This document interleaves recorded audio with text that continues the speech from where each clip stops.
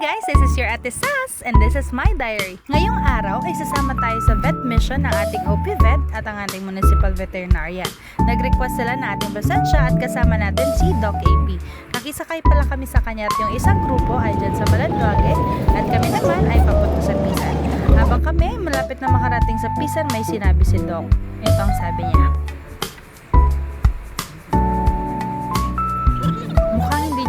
Pero sabi niya, kapag gabi daw may white lady nagpapakita sa tulay na yan. Anyways, nandito na kami sa barangay hall ng Pisan.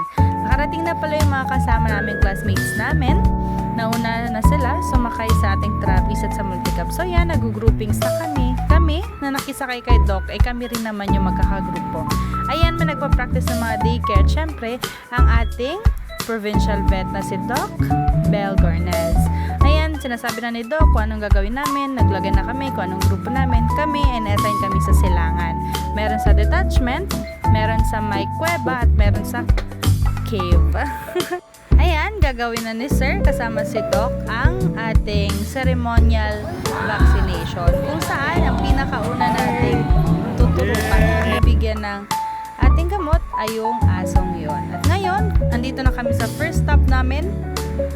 Hindi daw sila magpapabakuna dahil bago pang bakuna kanilang animals. Anyways, ito isa sa pinakamasaya na nilakad namin dahil ang lamig-lamig na tubig sa Pisan. Ang sarap nga maligo. Hindi lang ako naging happy doon, pati si Doc. Gusto niya rin sigurong maligo. Anyways, sasobrahan kami kasi sabi ng aming guide, dire-diretso lang daw makikita sa kalsada.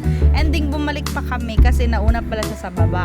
So dyan, naglakad kami pababa, papunta doon sa mga bahay-bahay dyan at dadaan tayo sa isang tulay.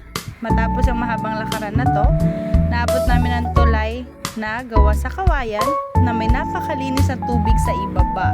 Gusto ko na rin magtampisaw kaso nga lang wala akong damit. Ayun, nagtatawanan kami ni Eunice dahil baka mahulog kami dahil gumagalaw yung kawayan, di kami sanay. Pero okay naman siya, naitawid naman. Ito, kunwari strong woman, ginagaslight namin sarili namin ending. Pagdating sa dulo tatalon, ayun, tumalon nga. Ayan na si Doc AP, chill lang. Doon pa kayo pupunta sa dulo. Yun yung punta namin. Oh, nakita nyo, yung sa taas ng bundok na yun, yung pinuntahan namin. Anyway, sa paanan lang naman. Char lang yun. Ayan, yung mga bahay na yan. Yun yung guide namin. Siya si Sir Armando, chieftain dyan sa area na yan. Dyan sa may sitio silangan ng Pisan.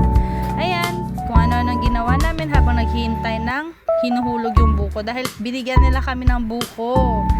'Di ba? Fresh from the tree. Yan, kanya-kanya. Kapag hindi ka marunong mag-open, hindi ka makakakain. So, isa-isa nag-open kami ng buko. Si Eunice, for the first time niya mag-open ng sarili niyang buko. And nakakatuwa dahil kaya naman niya. Kasi nga, pag hindi ka marunong magbukas, wala kang maiinom, wala kang makakain. So, yon, na-enjoy naman kami sa aming first na labas sa aming college. Ayan, mga taong umuwi na may dalang buko. Mga itsura ng kumain ng buko, fresh from the tree. Ayan, nag-lunch na kami dyan. At yun, umuwi na ng agad-agaran. Mas marami na kami. Meron na si Alvin at si Angela. So yun lang naman. Bumaba kami 7-Eleven and thank you so much for watching. Bye-bye!